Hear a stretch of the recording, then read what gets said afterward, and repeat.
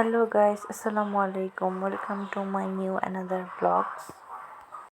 আজকে আমি শেয়ার করব কুমড়ো শাক রান্নার রেসিপি। তো কুমড়ো শাকগুলো ভালোভাবে আমি ধুয়ে নিচ্ছি। এখানে কুচি করে কেটে নিলাম। এখন ভালোভাবে তেল গরম করে পেঁয়াজ মরিচ শুকনো মরিচ দিয়ে ভালোভাবে পেঁয়াজটাকে ভাজা করে নেব। এখন দিয়ে দিলাম সামান্য আদা রসুন বাটা, যেন গন্ধটা না বলে। এখানে একটু দিয়ে দিলাম আমি হলুদ মরিচের গুঁড়া। ভালোভাবে কষিয়ে নিতে হবে মশলাটা। ভালোভাবে কষানো হয়ে গেলে এখানে সামান্য একটু পানি দিয়ে ভালোভাবে কষিয়ে নিতে হবে। এখানে আমি ডাল রান্না করব, তার জন্য নিয়ে নিলাম একটু ডালগুলো ভালোভাবে ধুয়ে ভিজিয়ে রাখবো। এখানে আমার মশলাটাও কষানো হয়ে গিয়েছে। এখানে আমি আবার একটু ভাত রান্না করে নিলাম। মশলাটা ভালোভাবে কষানো হয়ে গেলে এখানে দিয়ে দিতে হবে কুচি করে রাখা কুমড়ো শাকটা দিয়ে ভালোভাবে কষিয়ে নিতে হবে।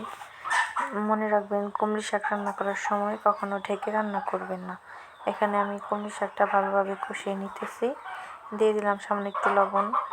তারপর এখানে আমি ভালোভাবে কষিয়ে নিচ্ছি পানিটা শুকানো পর্যন্ত। এই তো হয়ে গেছে আমার শাক রান্না।